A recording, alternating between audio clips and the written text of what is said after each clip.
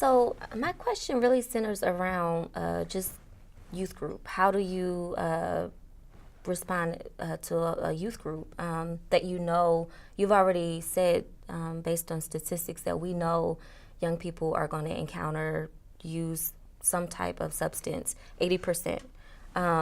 But we also know that a youth group is an established peer kind of relational group and that there's possibilities there. So how do we create programming, create events, create help practices, teaching? What do we do in our youth group to help substance use, substance abuse, addiction less likely? Well, I'm certainly biased because all my research is in practical theology. It's about using, really where does the rubber hit the road, as it were. And, I love Philippians 4, where it tells you to meditate on certain things, whatever is noble, whatever is just, whatever is true. I think there is a lot of ways to have really fruitful, enriching conversations with young people about challenging them on what are you thinking about today?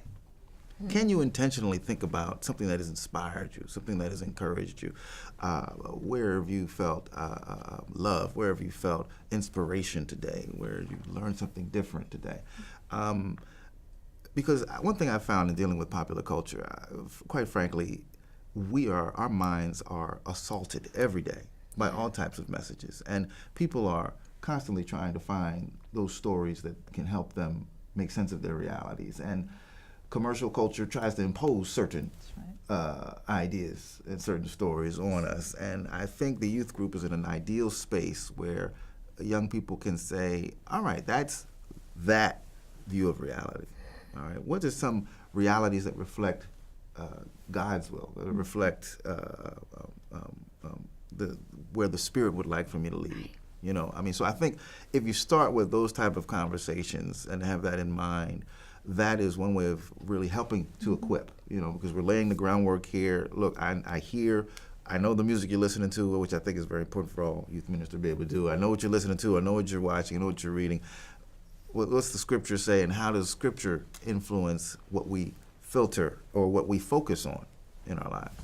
Yeah, I think that's right. And it's also not so much getting into a situation where we're saying Christianity is over here, Christian practice is over here, and the youth group's doing this, and the culture is over here, and we're kind of against popular culture. But instead, equipping, again, that word, equipping young people to read the culture, to recognize it. And where this is so important in terms of substance abuse is that substance use and abuse are so normalized in the current environment. It's in popular music, it's in film, it's in advertising. And unless we help people know how to decode the messages that are in the context, it becomes just the background noise and the air that we breathe. And so it seems normal, it seems natural, it seems necessary, when in fact it's not. Right. It's a constructed, it's a built environment in which those things are made to seem like they just have to be there. So if we can teach media literacy skills to young people, this is a great programming opportunity for youth ministry to help young people learn how to decode the things that are coming at them. Your word of assaulting them is in the film. Look at that product placement there. Did you notice that? Yeah, helping young people to see what is actually right in front of them or surrounding them, or they're breathing it in.